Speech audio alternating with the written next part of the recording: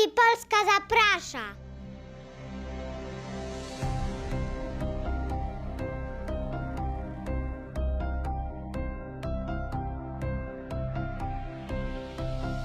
FarmTRX monitor plonu jest zaprojektowany dla rolnictwa. Pasuje do każdego kombajnu. Wykorzystuje Twój smartfon lub tablet. Tworzy precyzyjne mapy plonu w sposób prosty i automatyczny. To wideo pokaże, jak używać darmowej aplikacji FarmTRX podczas żniw. Pobierz darmową aplikację ze sklepu Play, FarmTRX. Łatwo prześlesz dane za pomocą Wi-Fi lub innych połączeń, więc możesz się skupić na żniwach. Sezon żniwny jest wymagający, więc obsługa jest szybka i łatwa. Wybierz nowe zadanie, wprowadź rodzaj uprawy i szerokość headeru. Po kilku minutach jesteś gotowy ruszać. Kalibracja jest prosta. Wystarczy zważyć pierwszy zbiornik i wprowadzić dane w aplikacji. Jeśli jesteś zajęty i tego nie zrobisz od razu, łatwo to naprawić w trakcie żniw, online, kiedy będziesz miał czas. Gdy zapomnisz tabletu, nie martw się, dane będą zapisywane mimo to. Żniwa są czasochłonne, więc nasza aplikacja jest prosta. Wystarczy kilka kliknięć, by zapisać, przesłać dane na urządzenie mobilne, następnie na stronę internetową. Możesz to zrobić w trakcie pracy, w czasie wolnym lub kiedy tylko będzie Ci wygodnie.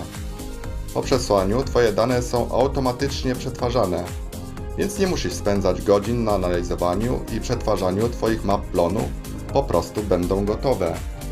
Jeżeli szukasz prostego, sprawdzonego systemu dla Twojego gospodarstwa, FarmTRX monitor plonu jest dla Ciebie.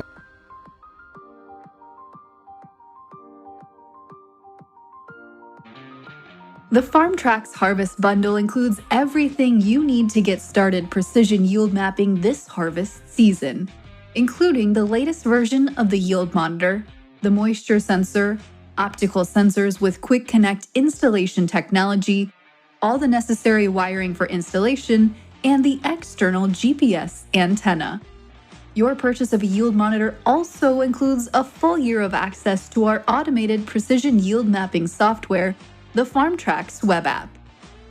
Inside the yield monitor box, you'll find a data logger and 2 optical sensors. The data logger installs in the cab of the combine and records yield data with 32 gigabytes of onboard storage, enough for multiple years of harvest data. The data is synced wirelessly at the convenience of the farmer. The transfer of yield data from the yield monitor to the web app for automatic yield map generation is done using your mobile phone or tablet through the FarmTRX mobile app. The optical sensors are installed on opposite sides of the clean grain elevator. A light beam is used to measure the volume of grain on each passing paddle, so relative yield is always being accurately recorded. An external GPS antenna provides greater positional accuracy when installed in the center line of the combine cab. A GPS is also found internally in the yield monitor. FarmTRX patent-pending Quick Connect installation technology gives farmers a faster, easier, and more accurate installation of the sensors. Quick Connect includes 2 mounting plates with adhesive backing, a mounting jig, and the Quick Connect sensor mounts. Also included, you'll find a drill guide kit with a drill extension and 1/8 inch and 3/4 inch drill bits. A drill guide kit comes included with the yield monitor, allowing the installer to mount the optical sensors across from each other in the elevator by drilling straight across from one side. The FarmTRX moisture sensor installs at the base of the clean grain elevator door and records live and average sensed grain moisture. The FarmTRX Harvest Bundle is a single package solution. Start precision yield mapping simply and affordably with FarmTRX. So we'll get started and we're going to run through some installs here. The sensors come pre-assembled in their sensor mounts, which will then clip into the mounting plate like that. And that's all there is to it. We'll run through how this goes on an actual elevator here now with the drilling technique, and you'll see how this goes all together. For marking out the drilling location for the sensors, we're using the installation template and going 77 inches up from the bearing So we measured the paddles on this combine and decided to go with 2.5 inches so that we were lined up with the center of the paddle for our drilling location. Once you've got your drilling location marked out, make a mark with your center punch. The drills and drill extensions are included in your FarmTRX kit. Use the included 1/8 inch bit to drill your pilot hole. Next step is to use the included step drill bit and drill through at the pilot hole location.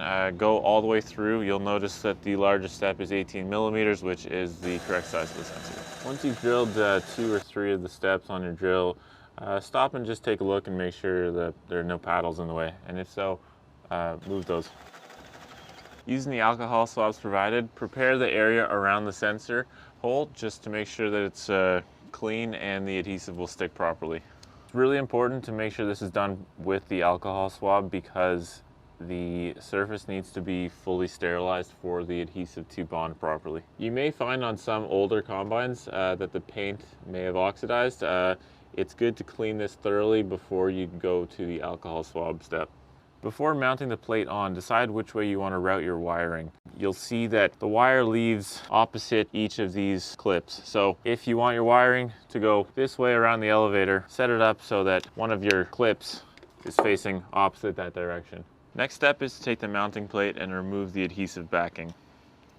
Once the adhesive backing is removed, take the drilling jig, place it into the mounting plate and twist it into place. Once you've got this in place, line it up with the hole using the alignment piece and press it onto the side of the elevator.